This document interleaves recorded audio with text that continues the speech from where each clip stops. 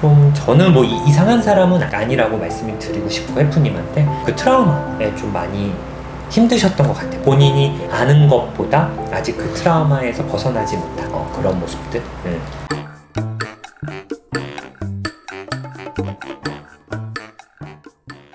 안녕하세요, 닥터프렌즈입니다. 그 지난번 시간에 이어서 이제 상담 코너를 좀 진행해 보려고 하는데,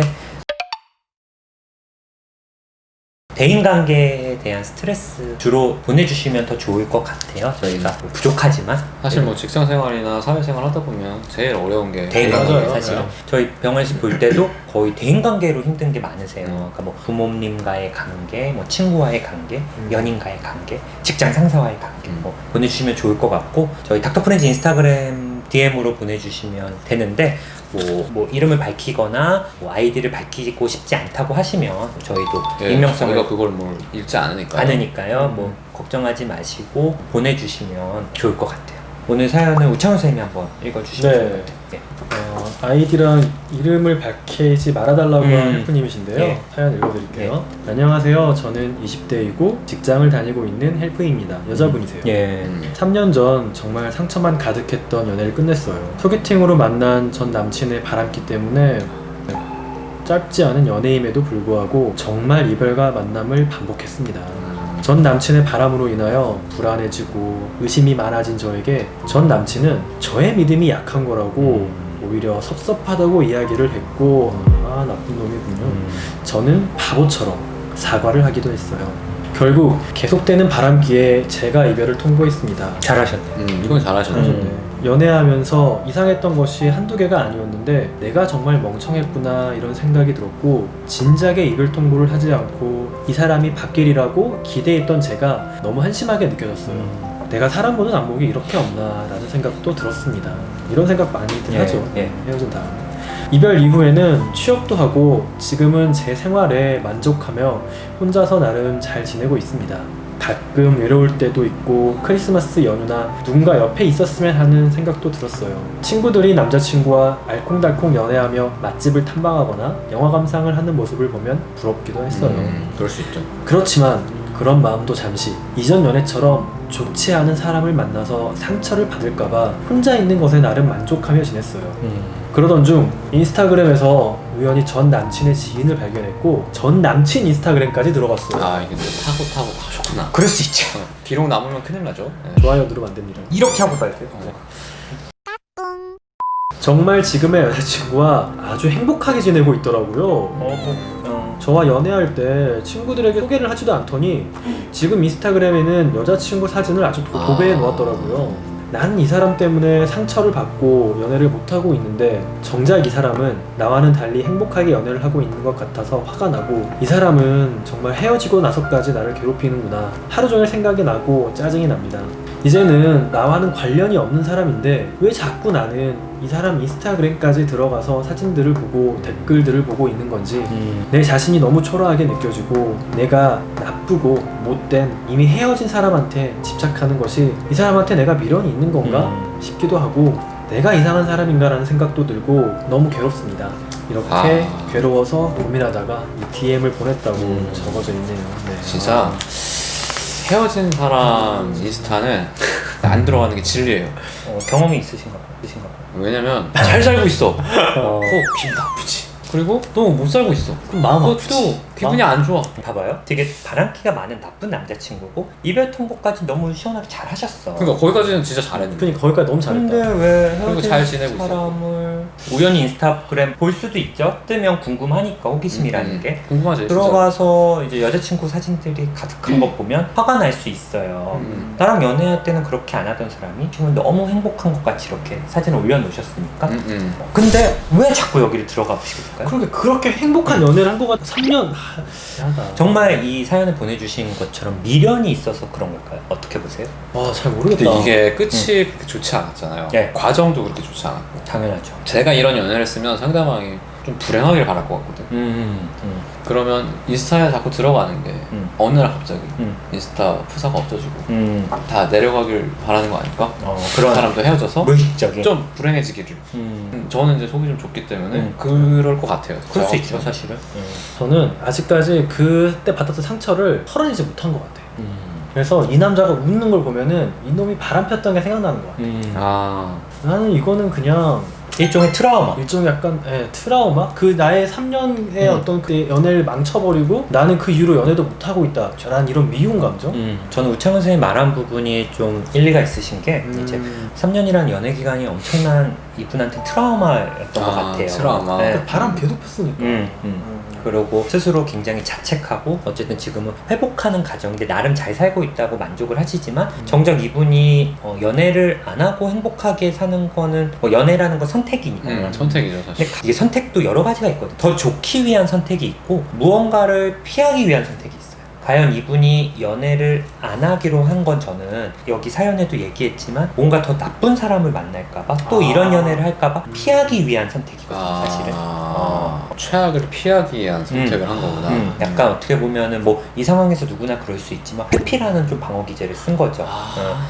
그렇구나. 예, 그래도 한번 해볼까 싶기도 했을 거고 그 사이에 뭐 소개팅이 들어왔을 수도 있지만 또 이런 사람을 만나면 어떡해? 이런 트라우마 때문에 이제 좀 회피라는 방어 기제를 좀 애써. 그러니까 뭔가 상처가 치유되기보다는 그 남자가 생각나지 않는 그런 자극들을 다 좀 던진 것 같아요. 회피하고. 회피했던 거구나. 그쵸. 그쵸. 그러니까 이 연애라는 걸 아예 안 함으로써 그 전 남자친구를 떠올리게 하는 걸 안 했구나. 그렇구나. 예. 근데 전 남자친구의 사진이나 이런 걸 보면서 그 트라우마들이 다시 생각이 나는 거거든요. 이거 어떻게 해야 돼? 그래서 저희는 이거를 이제 다시 생각이 나는 걸 트라우마 환자들한테 나타나는 증상 중에 플래시백이라고 해요. 그때 이제 겪었던 일들이 다시 생각이 나면서 그 장면만 생각이 나는 게 아니라 그때 힘들었던 감정들까지 같이 올라와요. 이건 더 그렇겠다. 왜냐면 그 전 남자친구가 다른 여자랑 있잖아요. 그쵸. 이게 약간 바람 피는 거구나. 바람 피는 것처럼 더 느껴질 수 있을 것 같아. 좀 그 당시에 자기가 바람기 때문에 힘들었던 일들도 생각나고 이 사람이 나를 사랑하지 못하고 존중하지 못하고 배려하지 못한 모습도 생각이 나고 또 내가 본인도 얘기하자 뭔가 바보 같아. 뭔가 한심했다. 사람을 보는 눈이 이렇게 없나?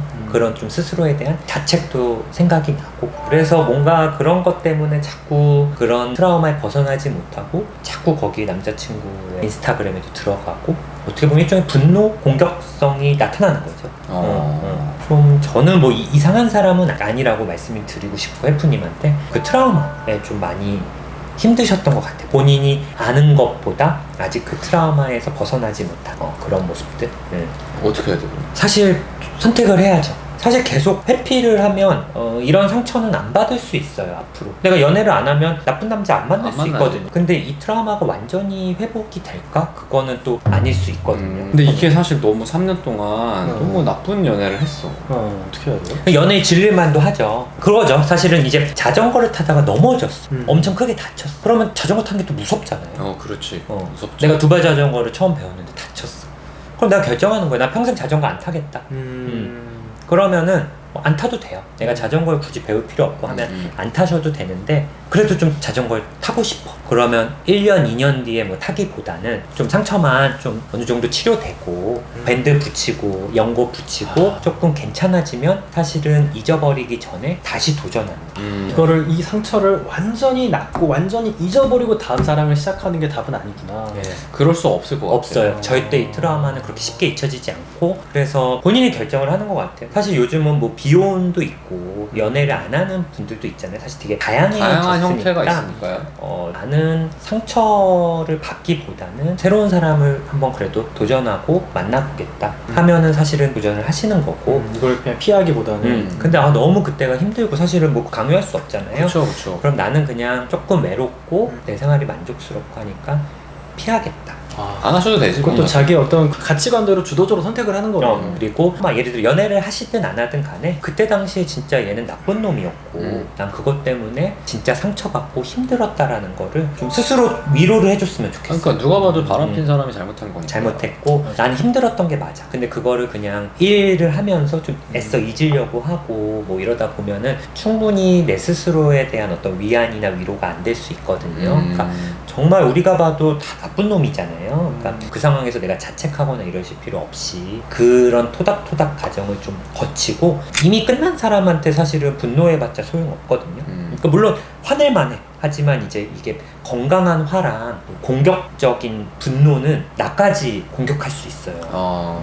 이 사람한테 화내다가 그쵸, 결국 나도 자책하고 괜히 내 일상이 무너지고 또 그럼 이미 지난 연애 때문에 내 현재까지 고통받는 거죠. 분명히 이건 과거에 있었던 일인데 이 상처가 현재까지 이어질 수 있고 또 내 미래까지 이어질 수 있거든요. 그러니까 이럴 때는 뭐 가능하면 좀 힘드시겠지만 내가 좋아하는 거 일단 일상 루틴을 잘 유지하시는 거 잘 먹고 잘 자고 아니면 내가 스스로 통제할 만한 어떤 활동들을 좀 하시는 게 좋을 것 같아요. 만들기를 할 수도 있고 요리를 하실 수도 있고 운동을 할 수도 있고 그렇게 좀 본인을 좀 치유하는 과정이 필요하실 것 같고 우창현 선생님 같았으면 이 상황에서는 어떻게 하실 것 같아요? 만약에 연애를 할 것 같아요? 안 할 것 같아요? 이런 정도의 상처를 받았어요. 저는 하죠.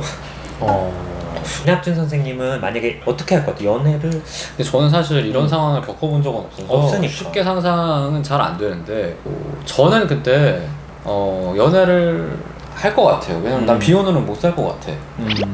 저는 진짜로 뭐 이렇게 익선동 가서 맛집 탐방하고 연애하면서 같이 놀이기구 같이 타고 이런 거 되게 하고 있으면 부러울 것 같아. 나 혼자인데 부러울 것 같아, 나도. 그러면 연애를 해야죠. 부딪혀 봐야 될 것 같아요. 네, 그 부럽잖아요, 솔직히. 사실 연애도 좋았던 기억, 나빴던 기억이 공존할 거예요.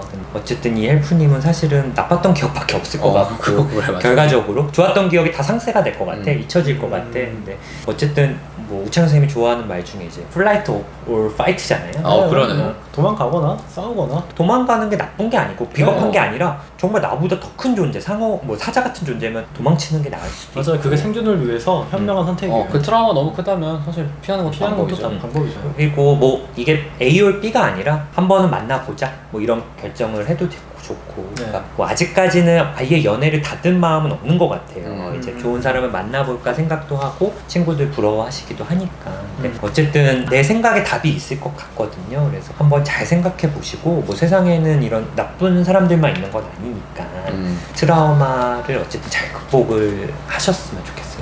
우리 헬프님이 또 사연을 진짜 힘들게 또 이렇게 DM으로 보내주셨는데 다른 헬프님들도 상담을 원하신다 그러면 닥터 프렌즈 인스타그램 팔로잉을 해주시고 사연을 보내주시면 저희가 선별해서 정성껏 상담을 드리도록 하겠습니다. 뭐 오늘 유용하셨으면 구독과 좋아요, 댓글과 알림 설정 부탁드릴게요. 네. 감사합니다. 감사합니다. 아 이게 진짜 옛날에 아예 뭐 인스타나 페이스북 뭐 이런 거 없을 때는 싸이가 있었네. 싸이월드가 있었네. 싸이월드는 오히려 일기 같은 다이어리 쓰니까 싸이는 더 최악이었어 생각해보니까. 더 그랬지. 그리고 싸이월드는 옛날에 알죠? 그 프로그램 있었던 거. 싹 누가 들어왔는지 볼 수 있는 거. 오빠가 내 거 들은 거. 아이고. 그런 거 왜 또 깔아놔? 그걸 또 왜 깔아놨어? 진짜. 그 트랩 같은 거잖아. 근데 나는 그때 사귄 전 여친이 아니었어. 그냥 나는 그냥 차인 거잖아. 차인 아니야 미팅에서 봤던 내가 마음에 들었던 아이니까. 근데 그걸 막 매일 들어가. 안 하고 맨날 들어. 매일매일 유치원 시청하면은 그 약간 미저리 같잖아. 약간 좀 떨어져 보이잖아 사람이. 매일 들어가는 게 더 떨어져.